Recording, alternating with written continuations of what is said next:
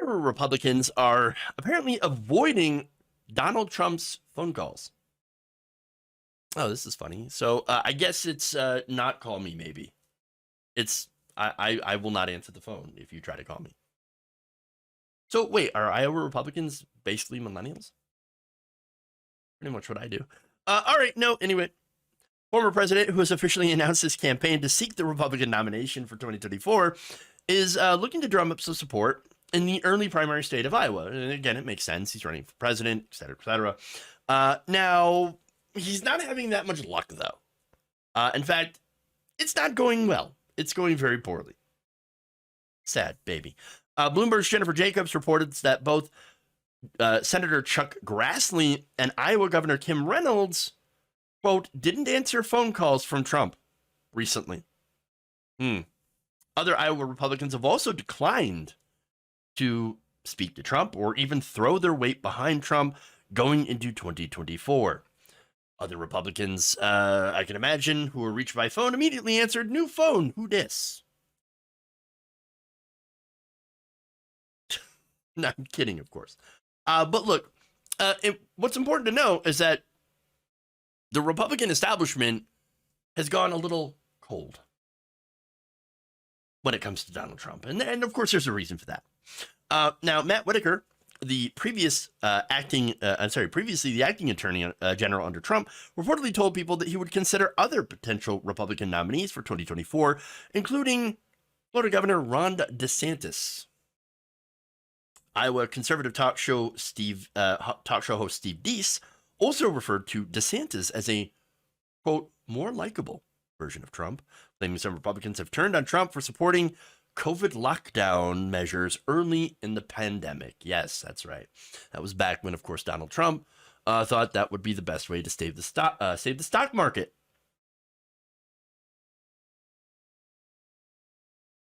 Deese told Bloomberg, quote, DeSantis is basically a progeny of Trump, but a lot more likable and a lot more electable. And of course, they looked at that by looking at the fact that DeSantis won very handily his reelection to governor. So that said, I will disagree with likable, not because I disagree with him, but guys, Ron DeSantis. Have you listened to Ron DeSantis talk? He's a little whiny, and just not really all that charismatic at all. I don't understand the appeal, at least on that front. But I do understand the appeal on other fronts for right-wingers, because he is absolutely vicious. Policy-wise, he is throwing out all the red meat that, right-wingers crave. Tighten up my meat. I like my meat tight. He loves throwing out that meat. And what I mean by that is, look, he blocked a black AP history class because it was too woke. Then, arrested people for alleged voter fraud, which, again, turns out they actually had to get released later, so he's just wasted everybody's time.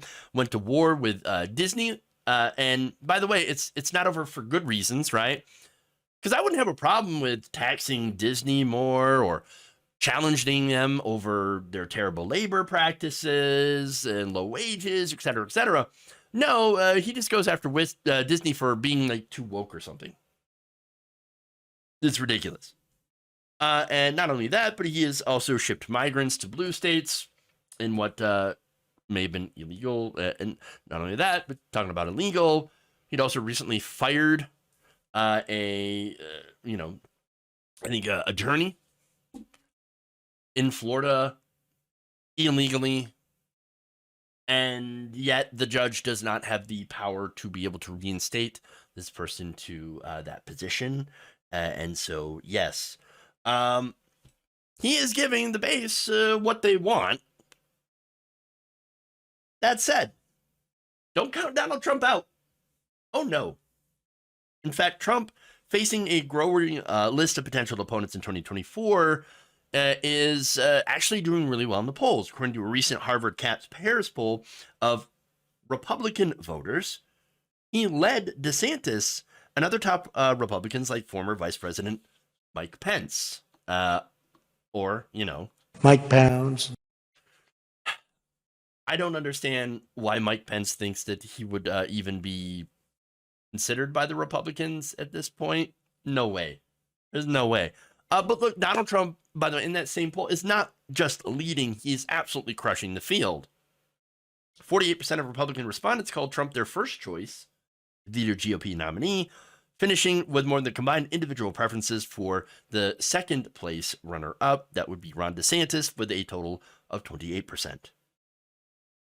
Now, that said, it is really early.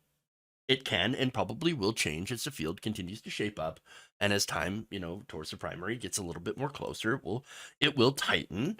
In fact, Mark Penn, co-director of the Harbor Caps Harris Poll survey, said that while Trump may have the edge right now, he has largely maxed out his potential for growth. DeSantis, meanwhile, says has shown that he has the potential to widen his base of support. And so what's going on here is the Republican establishment and those who are not exactly keen on hitching themselves to a loser are taking a wait and see approach. They want to avoid taking sides a little too early because, once again, you have plenty of time, and there are other potential GOP picks that could come in and really change that field and how it looks. So, that said, in a related story, the New York Times reached out to all 168 members of the RNC, who just, by the way, reappointed Ronna McDaniel as head of the RNC. Sorry, Mike Pillow. You did not do very well. You lost, sad baby, loser. That said, here's a reason why Ronna McDaniel was renominated. It turns out that most of these members are not too keen on Donald Trump. Just 4 of the 168 members of the RNC offered an endorsement of Donald Trump. Oops. Sad. 20 said the former president should not be the party's nominee. An additional 35% say they'd love to see a big primary field or decline to state their position on Mr. Trump. The remainder did not respond to messages. In interviews, some RNC members estimated that between 120 and 140 of them preferred someone else besides Mr. Trump to be their party's presidential nominee.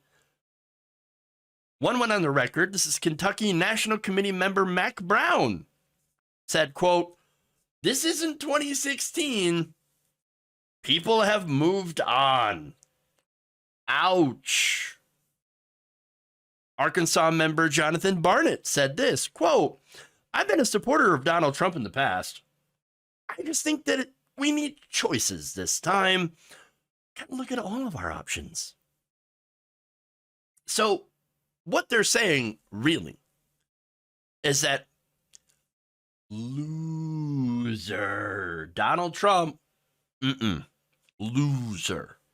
In fact, RNC members have also reported seeing Trump as having taken on the image of a loser after his defeat by Joe Biden.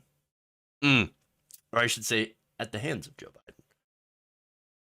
Trump's subsequent refusal to accept the results in his endorsements of GOP candidates in 2022, who stressed their devotion to him, and then lost seats in key battleground states, including Arizona, Georgia, Michigan, Pennsylvania, and Wisconsin, have some saying they are ready for a divorce.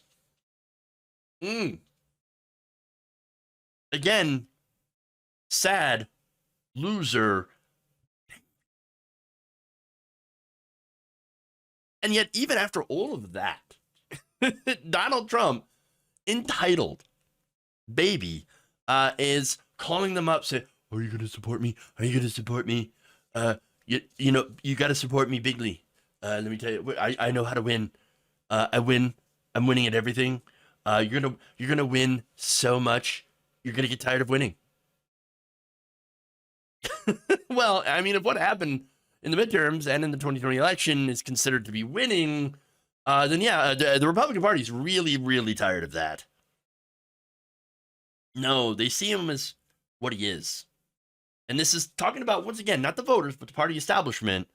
They're saying this guy's a loser, and he just got lucky in 2016.